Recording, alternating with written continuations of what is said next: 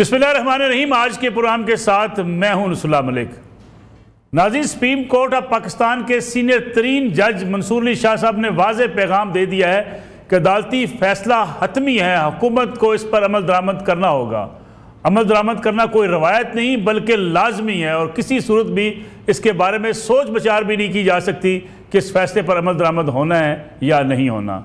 अब देखना यह है कि हुकूमत जो कुछ सोच रही है या हुकूमत की जो ख्वाहिश है, क्या सुप्रीम कोर्ट ऑफ पाकिस्तान उसके रास्ते में रुकावट बनेगी और ये रुकावट बनने के बाद क्या नई महाज आराई का आगाज़ तो नहीं हो जाएगा। दूसरी तरफ पाकिस्तान तहरीक इंसाफ अब भी गिला करती हुई नज़र आती है कि उनके साथ ज़्यादती होती है, उन्हें एहतजाज नहीं करने दिया। इमरान खान साहब एक सियासी हकीकत है, उन्हें तस्लीम किए बगैर मामलात आगे नहीं बढ़ सकते। एक तरफ देखा जाए तो तहरीक इंसाफ के खिलाफ जो सख्तियाँ की जा रही हैं उस पर भी तनकीद की जाती है और कहा जाता है कि 9 मई के वाक़यात पर मुलव्वस जो अफराद हैं उनके साथ जुल्म किया जा रहा है। दूसरी तरफ अगर बरतानिया की बात की जाए, जिसकी बार बार मिसाल दी जाती है, वहाँ जिन लोगों ने पुरअमन एहतजाज की बजाय तशद्दुद का रास्ता अख्तियार किया और एक खबर की बुनियाद पर वो बाहर निकले, गाड़ियाँ नजर आतश की, उन्हें 24 घंटे के अंदर अंदर सजा दे दी गई। गोया कोई रियासत भी ये बात नहीं मानती कि पुरतशद्दुद एहतजाज हो और उस तशद्दुद के एहतजाज के नतीजे में रियासत को कमज़ोर किया जाए। क्या PTI के जो लोग गिरफ्तार हैं उनका मामला या जिनके खिलाफ मुकदमात हैं किसी हतमी नतीजे पर पहुँचेंगे या इमरान खान साहब माफ़ी के लिए अगर तैयार हो गए तो ये मामला भी ख़त्म हो जाएगा। इस सारी सूरत हाल का जायज़ा लेंगे। आज के प्रोग्राम के अंदर मेरे साथ मौजूद है मुल्क के सीनियर सहाफ़ी तज़कियाकार जनाब अमीर अब्बास साहब। अमीर अब्बास साहब, बहुत शुक्रिया आपका। उनके साथ तशरीफ़ रखते हैं पाकिस्तान तहरीक इंसाफ से जनाब नदीम कुरैशी साहब और मुस्लिम लीग नवाज़ के रहनुमा राना मोहम्मद अरशद साहब। अमीर अब्बास साहब, प्रोग्राम का आगाज़ आपसे करना चाहूँगा मैं। मंसूर अली शाह साहब का बड़ा वाज़ेह पैगाम, क्या लगता है कि अब अदलिया और इंतज़ामिया आमने सामने आ गई? बहुत शुक्रिया मलिक साहब। लगता नहीं है, तकरीबन हो चुका है, क्योंकि ये हुकूमत बज़िद है, मुसर है। इसने एक निज़ाम को बरकरार रखना है जिस निज़ाम की वो बेनिफिशरी है। ठीक है, हर हुकूमत कोशिश करती है, माजी की हुकूमतें भी कोशिश करती रही हैं, लेकिन अगर आप अपनी इस ख्वाहिश की तकमील के लिए रियासत के बुनियादी ढांचे की चूल्हे हिलाने की कोशिश कर दें, अगर आप अपने वेस्टेड इंटरेस्ट के लिए या अपने इक्तदार को दवाम देने के लिए रियासत ने जो सफर तय किया जिद्दत की तरफ और हमने तय किया कि यह अदालत होगी, इसके फैसले मिनुअन तस्लीम किए जाएंगे, इसके साथ टकराव नहीं होगा, जज के पास असलहा नहीं होता, उसके पास कलम होता है, उसका कलम रियासतों के एटम बम पर भारी होता है, ये हमने तय किया ना इंसानियत ने, कौमों ने। आप वो सारा कुछ रीराइट करने जा रहे हैं। अगर माजी में जजेस आपकी पसंद के कुछ आए या आज भी आपकी पसंद के कुछ जजेस हैं तो आपके खिलाफ भी कुछ जजेस माजी में रहे और आज भी हो सकते हैं। अगर माजी में कोई इमरान खान की पसंद का जज था तो आज इमरान खान की पसंद के खिलाफ भी जज बैठे हुए हैं अदालतों में। तो ये तो एक ला यानी बहस होगी अगर हम इसके पर जाके ये फैसला करें कि हाँ ये मेरी पसंद का जज नहीं, लिहाजा इस जज को मैं ठोक दूं या मैं इस जज के आगे दीवारें खड़ी कर दूं, फसीलें खड़ी कर दूं। मुल्क में अनारकी फैलेगी अगर आप अदालतों के साथ ये करना शुरू कर देंगे। लेकिन अमीर अब्बास साहब, अमीर अब्बास साहब, दुनिया के किसी मुल्क में ये बहस होती है कि ये फलां सियासी जमात का हमायती जज है या ये फलां सियासी जमात का मुखालिफ जज है, ये कहीं होता है? ये देखिए, मैं मिसाल के तौर पे अमेरिका की आपको मिसाल दूं। अमेरिका में तो बड़ी वाज़ेह डिवीजन है कि ये रिपब्लिकन जज है या ये डेमोक्रेट जज है। इवन सुप्रीम कोर्ट के जजेस में होता है कि चूंकि वहां पे तो जज लगाता ही हुकूमत लगाती है ना, जज डायरेक्ट अपॉइंट करती है, तो वहां तो रिपब्लिकन और डेमोक्रेट जजेस होते हैं। लेकिन मलिक साहब, खूबसूरती है उस निजाम की है कि मैं अगर रिपब्लिकन हूं और मुझे रिपब्लिकन गवर्नमेंट ने मुझे जज लगाया है तो मैं वफादार रियासत का रहूंगा। मैंने फिर रिपब्लिकन हुकूमत के साथ वफादारी नहीं निभानी। हाँ, मेरे अंदर इसको एक फितरी टिल्ट हो सकता है, लेकिन उसकी भी एक हद होती है। पाकिस्तान में तो यह मामला अब तमाम हदें पार कर चुका है कि जजेस का झुकाव किस तरफ, किसके खिलाफ, किसके हक में, यह हर दौर में रहा है। ये सिर्फ आज की मैं नहीं बात कर रहा, हर दौर में रहा है।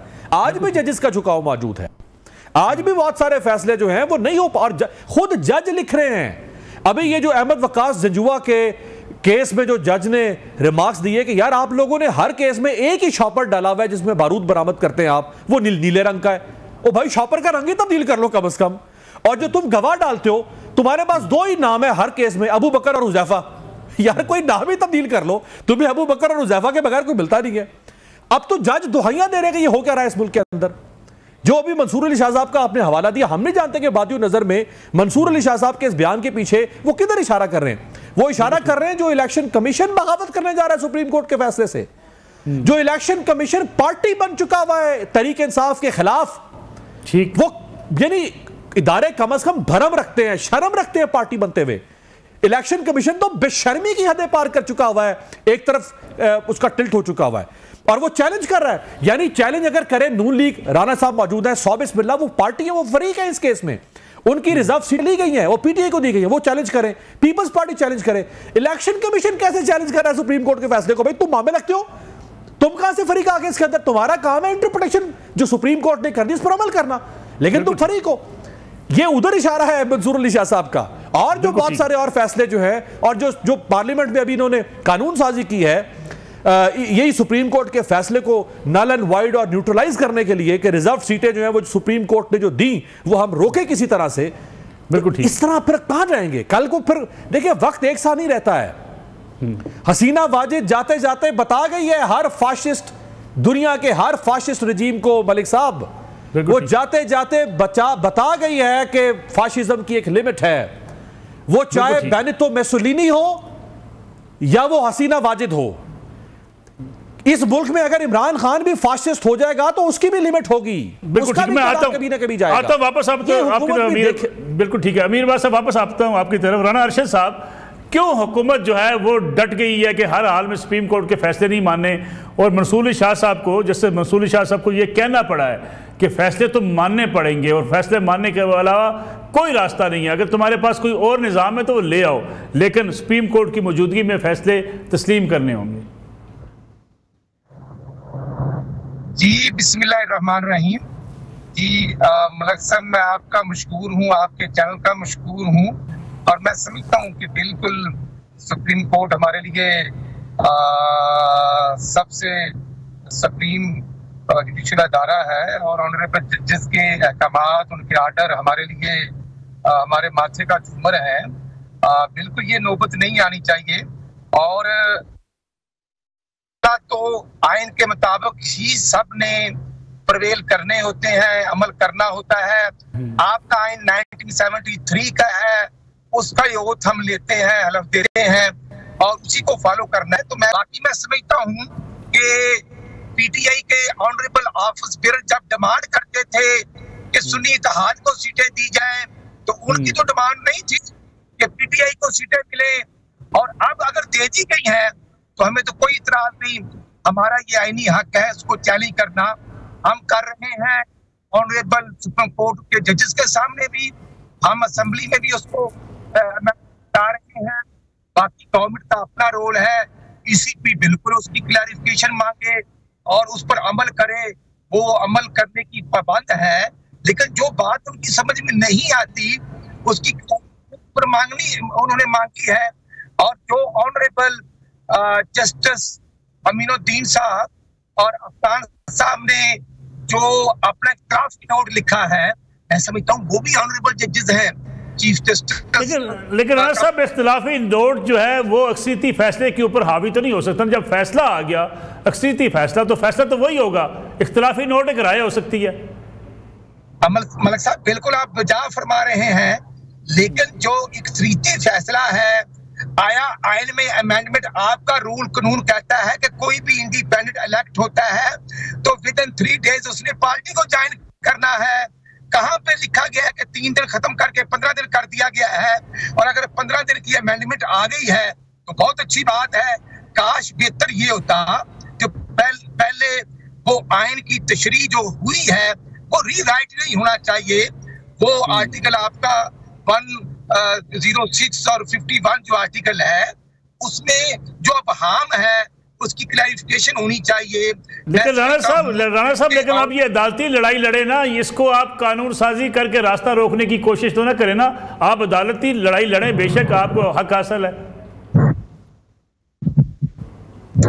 जी मलक साहब, हम अदालत में गए हैं, जब हमने रिव्यू के लिए वहां पर सबमिशन दी है, पिटीशन दायर की है तो उसको टेकअप तो ऑनरेबल कोर्ट ने करना है। जब हमारी सुनवाई नहीं होगी, जो बात मैं समझता हूँ, हम वहां पर रिव्यू के लिए गए हैं, हमने उस फैसले को चैलेंज किया उन्हीं जजेस के सामने, तो चाहिए था उसको टेकअप करते। टेकअप फैसला जो भी होता, फैसला वही आ जाता, लेकिन उसको टेकअप तो करना चाहिए था। जब टेकअप नहीं किया जाएगा तो फिर हम जमहूरी लोग हैं, हमारा जो आईनी राइट है, जो हमारे ऑप्शन है, हम उनको अवेल कर रहे हैं। इसके बावजूद मलिक साहब मैं ये कहता हूं कि जो ऑनरेबल जजेस का फैसला अक्सरियती होगा हम उसको मनुअन तस्लीम करेंगे, लेकिन मैं समझता हूं फैसले आइन और कानून के मुताबिक ही होते हैं। मतलब जो आइन है उसके मुताबिक ही तशरीह होती है। नई अमेंडमेंट्स लाने का अख्तियार मैं समझता हूं तशरीह तो हो सकती है। जो बात बिलावल साहब ने कल की या बाकी लोग भी कर रहे हैं, ये नौबत नहीं आनी चाहिए थी। काश किसी को बिन मांगे चीजें देने से पहले मैं समझता हूं कि ये नौबत मतलब साहब नहीं आनी चाहिए थी। मैं बस यही अल्फाज कह सकता हूं, बिल्कुल ठीक है, इससे आगे नौबत नहीं आनी चाहिए थी। मतलब फिर भी हम पॉलिटिकल लोग आपस में बात करते हैं, बैठना चाहिए, लेकिन ऑनरेबल कोर्ट्स तो हमारे लिए बड़ी अहमियत की हामिल है। हम उनसे बहुत तवक्कुआत रखते हैं और उनको भी थोड़ा सा जो मामलात हैं उनको आइन के मुताबिक ही देखना चाहिए। हमारा ज़मीर कुछ कह सकता है, लेकिन हमें कानून के मुताबिक फैसले करने चाहिए और फैसले जो होते हैं वो नजर आते हैं और आने भी चाहिए। बिल्कुल ठीक है। नदीम कुरैशी साहब, ये फरमाइएगा, जो भी राणा साहब बात भी कर रहे थे, अमीर अब्बास साहब ने भी बात की कि अदलिया और इंतजामिया की लड़ाई का आगाज़ हो चुका है। आप समझते हैं आपको मखसूस नशिस्तें नहीं दी जा रही, उसके रास्ते में रोड़े अटकाए जा रहे हैं, लेकिन उसके बावजूद तहरीक इंसाफ समझती है कि अगले 2 माह के अंदर अंदर ये हुकूमत जो है वो रुखसत होने वाली है। बड़ी पुरुमीद नज़र आती है। ना आप एहतजाज कर पाते हैं, ना कोई प्रेशर आप डेवलप कर पाते हैं, ना आप सियासी जमातों से बातचीत करते हैं, लेकिन उसके बावजूद पुरुमीद किस लिए हैं? बिस्मिल्लाह हमारा नहीं मलिक साहब, देखिए तहरीक इंसाफ के जहां तक एहतजाज का मामला है, आपके इल्म में है कि तहरीक इंसाफ को तो सिर्फ ऑक्सीजन लेने की इजाजत दी जा रही है और मुमकिन है अगर गवर्नमेंट के इख्तियार में हो तो वो इस ऑक्सीजन की फरहमी पर भी कोई पाबंदी लगा दे। लेकिन इसके बावजूद आप देख लें, पाकिस्तान तहरीक इंसाफ की जो पार्लिमानी पार्टी है पंजाब में और नेशनल असेंबली में, हम हर जगह इंटैक्ट हैं और गवर्नमेंट की हर उस पॉलिसी को, अव्वल तो इन्होंने पब्लिक वेलफेयर की कोई एक पॉलिसी भी नहीं बनाई। आज हम 9 या 10 अगस्त को बैठे हुए हैं, 8 फरवरी के इलेक्शन को अगर देखें तो पूरे 6 माह हो गए हैं। आदाल बहुत अरसा होता है किसी गवर्नमेंट के लिए कि वो मसाइल को टेकअप करे और लोगों को ईज करे, जबकि इस गवर्नमेंट ने 16-17 माह पीडीएम की सूरत में और उसके बाद केयर टेकर गवर्नमेंट भी ऑलमोस्ट इन्हीं की बी टीम थी। अब इनको कमोबेश 2.5 ईयर हो गया इक़्तिदार में और आपके सामने सूरत हाल है कि आम आदमी की जिंदगी को जिस कदर अजीरन किया हुआ है इन्होंने, इसका माजी में तस्वुर भी नहीं किया जा सकता। अगरचे आपके सामने बात करना बड़ा मुश्किल है इस हुकूमत के खिलाफ, लेकिन जो ग्राउंड रियलिटी है वो आपके भी सामने है, मेरे भी सामने है। आज जब आप स्टूडियोज आए होंगे तो जिस रेट पर पेट्रोल आपने लिया होगा या अभी आपने इस मंथ में जो बिजली के बिल पे किए होंगे या दीगर रोजमर्रा जिंदगी को आगे लेके जाने के लिए जो जो जो सारी चीजें रोल प्ले करती हैं, वो हुकूमत ने आम आदमी के लिए तो कम अज कम उन पर एक कदगन लगा दी है। कुरैशी साहब, यही तो गिला है ना हमें, हमारे लिए महंगाई है, आपके लिए महंगाई है। तहरीक इंसाफ का फोकस इमरान खान की रिहाई है। आप इस पे एहतजाज करें, बढ़ती कीमतों पे, महंगाई पर, बिजली पर, कौम की रहनुमाई करें, आगे निकलें। अभी पंजाब असेंबली में आज से 1.5 माह पहले जो आखिरी पंजाब असेंबली का इजलास हुआ था, तो उस वक्त वजीर आला पंजाब की तकरीर के दौरान और तकरीर से पहले और कट मोशंस में और बजट की बहस में हमने हर उस पॉइंट को रेज किया जो हमारे डोमेन में था। इसी तरह नेशनल असेंबली की तमाम स्पीचेस उठा के देख लें बजट पर, तहरीक इंसाफ ने बड़ी लॉजिकल और दलाइल से भरपूर न सिर्फ तजावीज दी बल्कि गवर्नमेंट को यह बताने की कोशिश की कि आपकी तरजीहात कुछ और है। आप देख लें, बजाय इसके कि हमारी उन तजावीज को किसी हद तक माना जाता या उन तजावीज को टेकअप करके कोई ऐसा बजट दिया जाता जिससे हम नेशनल लेवल के जो इकोनॉमिकल चैलेंजेस हैं उनको भी फेस कर सकते हैं, आम आदमी को भी रिलीफ दे सकते हैं। बजाय इसके यह किया जाता, अराकीन असेंबली को मुअत्तल किया गया। पंजाब असेंबली में पिछले 1.5 माह से कोई सेशन नहीं हुआ सबसे बड़ी सूबे की असेंबली जिसको मैं रिप्रेजेंट करता हूँ। और बड़ी हैरानी की बात है कि इसी दौरान स्पीकर पंजाब असेंबली अपने लिए गाड़ी खरीद रहे हैं, सेक्रेटरी असेंबली के लिए गाड़ियां खरीदी जा रही हैं और 15 से 20 करोड़ की नई गाड़ियां खरीदारी का ऑर्डर दिए जा रहे हैं। तो ये अब आपके सामने है। ऐसा नहीं है, इमरान खान की रिहाई इसलिए बहुत जरूरी है कि इमरान खान इस वक्त वो लीडर हैं जो पाकिस्तान की आवाम की अक्सरियत को लीड कर रहे हैं। लोगों की ख्वाहिशात उनसे जुड़ी हुई हैं। और एक ब्रेक ले लूं, ब्रेक से वापस आऊंगा तो इस रिहाई पे बात करेंगे कि लोगों को रिहाई मिलनी चाहिए, इमरान खान साहब के मुकदमात खत्म होने चाहिए, उसकी दलील क्या है तहरीक इंसाफ के पास, इस पे बात करते हैं ब्रेक के बाद।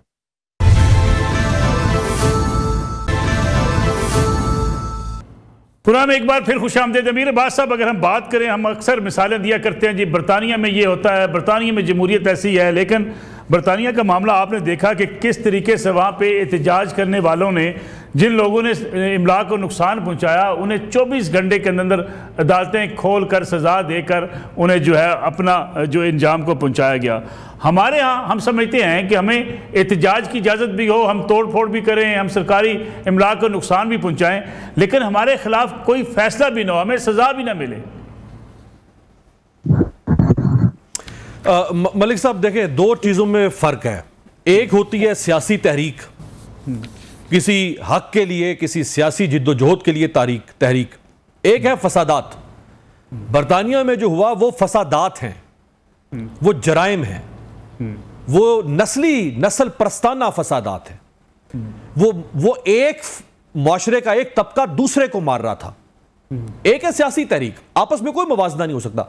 अब जो बांग्लादेश में हुआ है, आप और मैं कह सकते हैं कि ये जिन लोग तुलबा ने किया है इनके ऊपर मुकदमा चलाओ।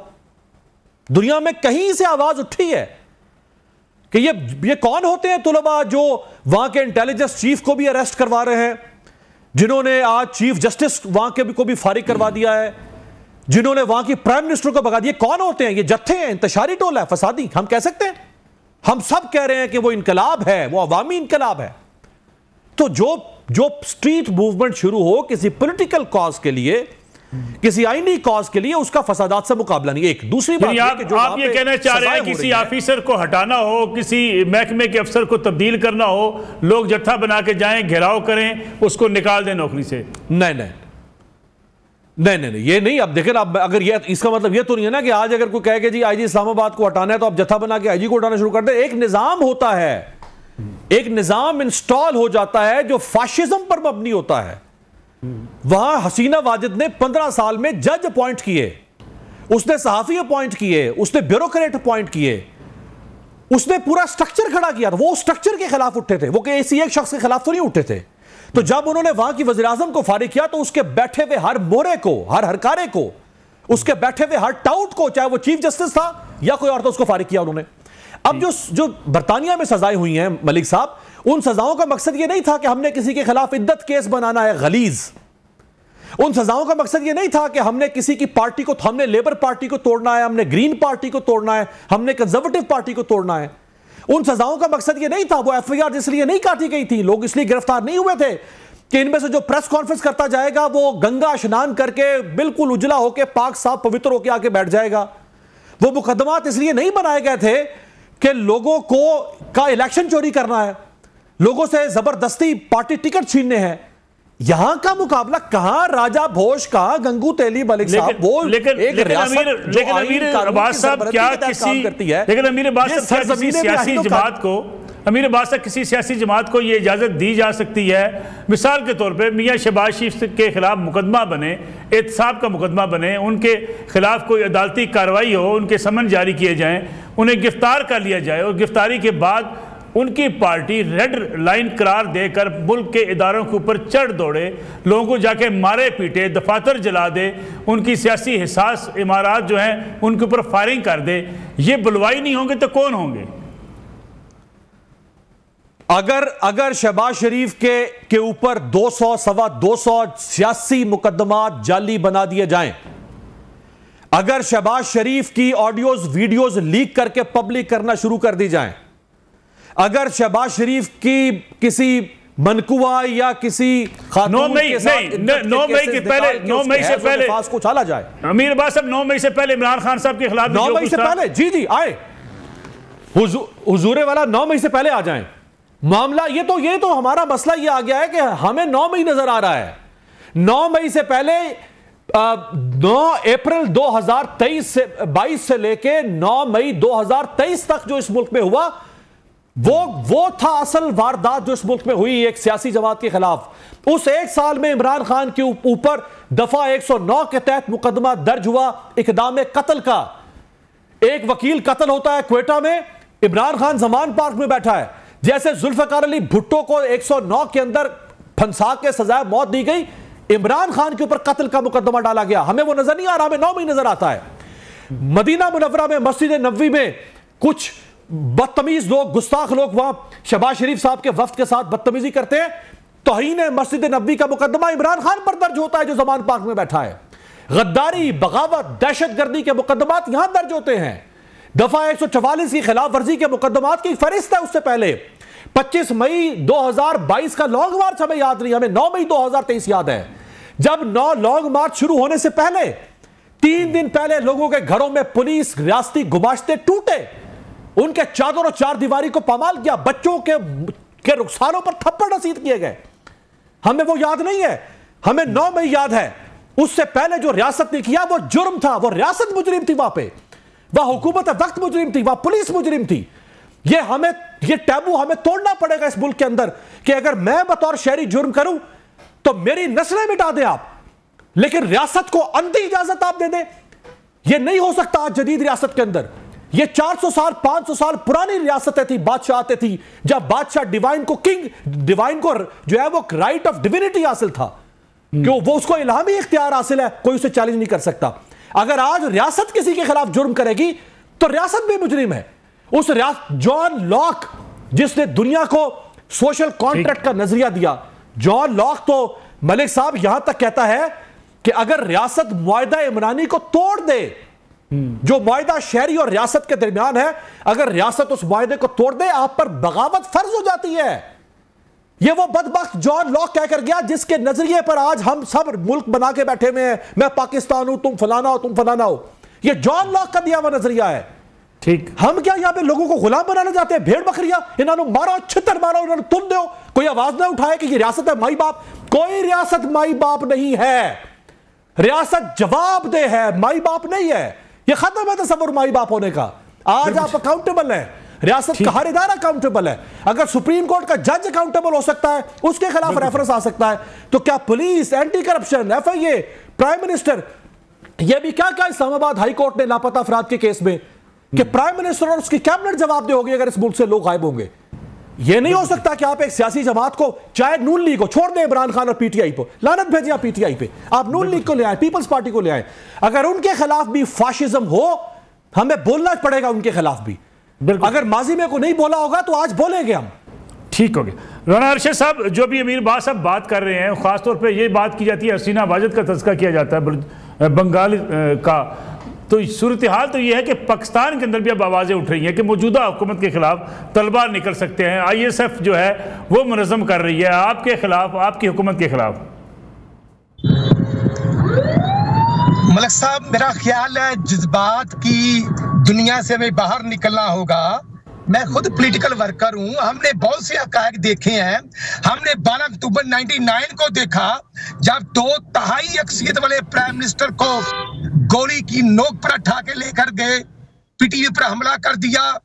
उसके बाद फिर परवेज मुशर्रफ साहब आ गए, मुस्लिम लीग नून को काफली क्रिएट कर दी गई, मियां अजहर साहब आ गए, चौधरी शहजाद साहब आ गए। वो किसने किया था? और क्या उस वक्त अकले कुल नहीं थे? इधर बहुत से अकले कुल थे, बहुत से दानिशमंद थे। उसके बाद फिर क्या होता है 2016-17 में? फिर एक लंदन प्लान बनता है, वहां पर फिर न्याजी और परवेज इलाही साहब और एक मौलाना साहब और कुछ और लोग इकट्ठे होते हैं और 12 अगस्त 2014 को नवाज शरीफ की गवर्नमेंट के खिलाफ धरने का आगाज लाहौर से होता है। रेड जोन पर कब्जा हो जाता है और वहां पर पार्लियामेंट के दरवाजे तोड़े जाते हैं, अंपायर की उंगली का इशारा किया जाता है और फिर सुप्रीम कोर्ट की दीवारों पर कपड़े लटकाए जाते हैं आपके चाइनी प्रेसिडेंट के विजिट को, सिस्टम को, जो उस वक्त वो उनकी आमद थी, उस विजिट को, उस तमाम प्रोग्राम को सस्पेंड करवाया जाता है। और क्या मसला था भाई? 72 और 65 रुपए पेट्रोल और डीजल था, 50,000 का एक तोला जेवर था, आपकी स्टॉक एक्सचेंज 54,000 इंडेक्स पर थी, आपका डॉलर 102 रुपए का था, 2 रुपए में रोटी मिल रही थी, गरीब का बच्चा खाना खा रहा था। 2016 में IMF को खैर बात कह दिया था। तो उस वक्त क्या इनकलाब था? स्टूडेंट्स को मैं जानता हूं, सारी उम्र हम बूढ़े हो गए इन चीजों को नजरियाती कारकुन के तौर पर काम करते करते। भाई बांग्लादेश की हिस्ट्री क्या है? वो शेख मुजीबुर रहमान साहब जो हैं, वो 1975 में उनके साथ क्या हुआ था, और आज वो इमरान खान के आइडियल थे।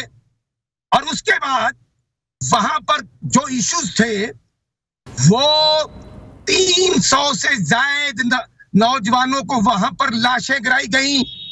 ये लाशें लेने की तमन्ना, ख्वाहिशात इमरान नियाजी की भी थी। 25 मई 2022 को भी और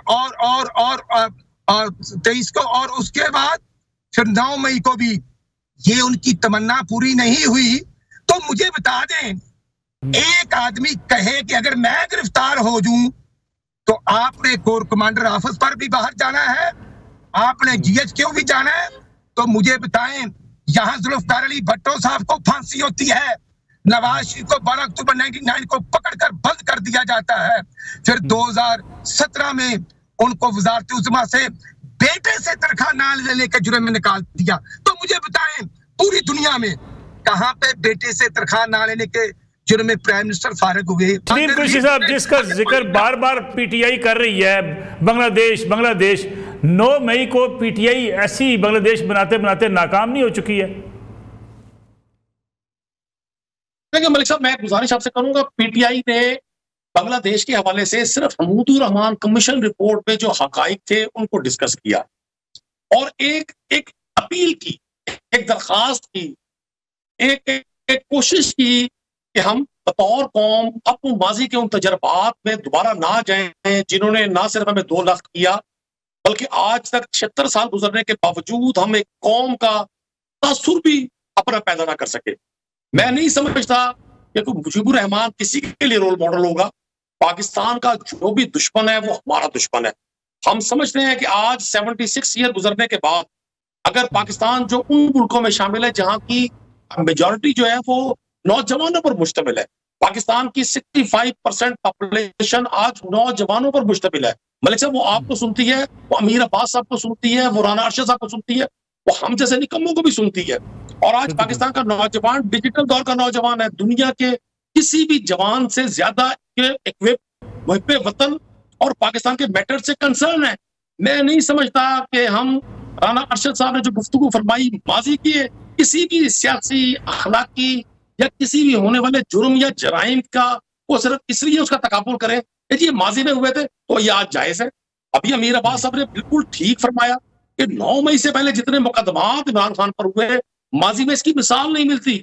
आप किसी फर्द पर, इमरान खान पर बड़ी पॉपुलर पार्टी के सरबराह हैं, पाकिस्तान के वजीर आजम रहे हैं, उस शख्स की खिदमात सोशल डिपार्टमेंट में, समाज में, एजुकेशन में और सियासत में आप तकाबुल करें। असर हाजिर में कोई शख्स भी मैच नहीं कर सकता। किसी इंडिविजुअल ने इतनी ज्यादा परफॉर्मेंस नहीं दी मुख्तलिफ शोबाजात में, लेकिन आप देखिए उन पे तौहीन अदालत। यहाँ पर हम एक ब्रेक का वक्त हुआ है, वापस आते हैं इस कमर्शियल ब्रेक के बाद।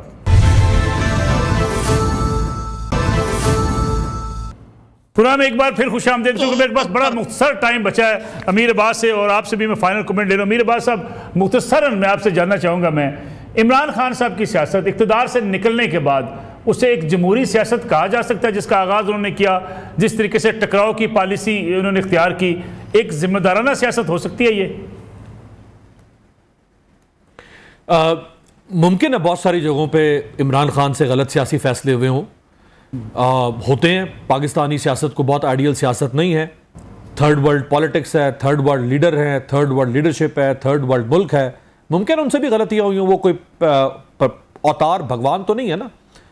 ना नवाज शरीफ का अवतार भगवान है, ना कोई और सियासी लीडर। तो जिसके ऊपर बीती जाती है, जिसको तकलीफ होती है, फिर वो मलिक साहब ये तो नहीं हो सकता ना कि मैं किसी को सुई चुभाऊं और वो आगे से उई भी ना करे। भाई जिसको सुई चुभेगी वो उई तो करेगा ना। तो जो कुछ किया इमरान खान के साथ डे 1 से शुरू कर दिया, डे 1 से, यानी जिस दिन शहबाज शरीफ के ऊपर फर्द जुर्म आयद होनी थी उस दिन आपने शहबाज शरीफ को प्राइम मिनिस्टर बनाया। तो क्या इमरान खान की आंखों में बंटे लगे हुए हैं? उसको नजर नहीं आ रहा था कि ये क्या हो रहा है मेरे साथ? ये वोट ऑफ नो कॉन्फिडेंस जैसे आई, ये सबको नजर नहीं आया? आप तो हमसे ज्यादा बाखबर साफी हैं। या हम भी इस्लामाबाद में कुछ चलते फिरते पुरजे, हम भी देख रहे थे कि यहां पे उस 8 मार्च से लेके 9 अप्रैल तक क्या हो रहा था इस शहर के अंदर। क्या ये इमरान खान को नजर नहीं आ रहा था कि अगर तो ये सारा कुछ फितरी तरीके से होता, इंडिजिनस होता, तो फिर एक और सिनेरियो था। आप इमरान खान के रिएक्शन को एक्शन के मुताबिक देखेंगे। Every action has a reaction. बिल्कुल ठीक है, ये साइंस कहती है। ठीक है, ये मुमकिन नहीं हो सकता कि एक्शन कुछ भी होता जाए और रिएक्शन गलत ना हो। रिएक्शन, जब कोई आदमी रिएक्ट करता है तो वो मुमकिन है कि वो मुतनासिब तरीके से ना रिएक्ट कर रहा हो, ज्यादा रिएक्ट कर जाए। ठीक है राणा साहब, कि वो बिल्कुल ठीक है, ऑल फॉल बोल जाए, राणा साहब फाइनल कमेंट गलत कर जाए। जी जी राणा साहब, फाइनल कमेंट मैं आपसे चाहूंगा, मैं अगर आपके साथ ज्यादती हुई तो तहरीक इंसाफ के साथ भी होनी चाहिए, ये सिलसिला पर चलता रहेगा? नहीं मलिक साहब, हम इस हक में नहीं है, लेकिन मैं अर्ज करूंगा आपका आइन अदम इत्मीनाद का राइट क्यों नहीं देता अपोजिशन को? आज की अपोजिशन के पास भी है। अगर वो खान साहब के साथ एमक्यूएम रहे, चौधरी शहजाद साहब रहे और जैन बुख्ती रहे, इत्तेहाद रहे, तो गवर्नमेंट ठीक है। अगर इत्तेहादी छोड़ दें तो वो नाजायज हो जाते हैं। नॉट एट ऑल, ऐसे नहीं होता। वो अदम इत्मीनाद का आपका पाकिस्तान का आइन सबको हक देता है। तो जो इमरान खान ने, जो डिप्टी स्पीकर ने कासिम सूरी ने किया, इमरान खान ने समरी अप्रूव की और डॉक्टर आरिफ अलवी ने जो समरी पर अप्रूवल दी, वो कौन सा आईनी तरीका है? मैं समझता हूँ आइन को बुलडोज किया गया। इमरान खान ने कौम से वादा किया था यंगस्टर से 2 करोड़ नौकरियों का। इमरान खान ने 50 लाख घर बना के देने थे। तो क्या गुल खिलाए 3.25 साल में? और पंजाब में जो हमारे बुजदार को उठाकर वज़ीर आला भर्ती किया, पंजाब का बेड़ा गर्क कर किया, और वो कहता रहा कि मैं अंडर ट्रेनिंग हूँ। आज बुजदार कहाँ पे है? ठीक है, चूंकि राणा साहब प्रोग्राम बिल्कुल खत्म हो गया, तो मैं नदीम कुछ सा फाइनल कमेंट आपसे चाहूंगा। मैं सियासी जमातें नहीं मिल बैठेंगी तो ये झगड़े तो चलते रहेंगे। हम मेहनत कर रहे हैं। जी कोई साहब,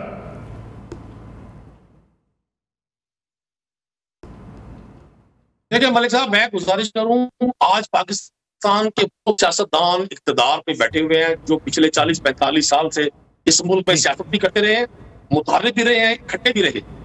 अब ये नमा फिक्रिया उन लोगों के लिए है जो ये नारा लगाया करते थे वोट को इज्जत दो, जो ये नारा लगाया करते थे ताकत का सरचश्मा अवाम है, जो हमेशा ये कहते थे कि हमारी पॉलिटिक्स तहरीक के लिए। अब ताकत में वो लोग हैं, उनको आगे बढ़ना चाहिए। अगर वो आज भी सिर्फ इसी बात पर तवज्जो रखेंगे कि किस तरह से इमरान खान को और उनके रुफका को हमने पाबंद सलासल रखना है, किस तरह से इस जमात को गैर जमहूरी अंदाज में जुल्म और जबर के जरिए खत्म करना है, तो फिर मौर्ख फैसला करेगा हक पर कौन था और गलत कौन था। नदीम कुरैशी साहब, आपका बहुत शुक्रिया। राणा अरशद साहब हमारे साथ मौजूद थे, अमीर अब्बास साहब, आप तीनों मेहमानों का बहुत शुक्रिया। नाज़रीन, इंशाल्लाह कल आपकी खिदमत में दोबारा हाजिर होंगे। इजाज़त दीजिए, अल्लाह हाफिज़।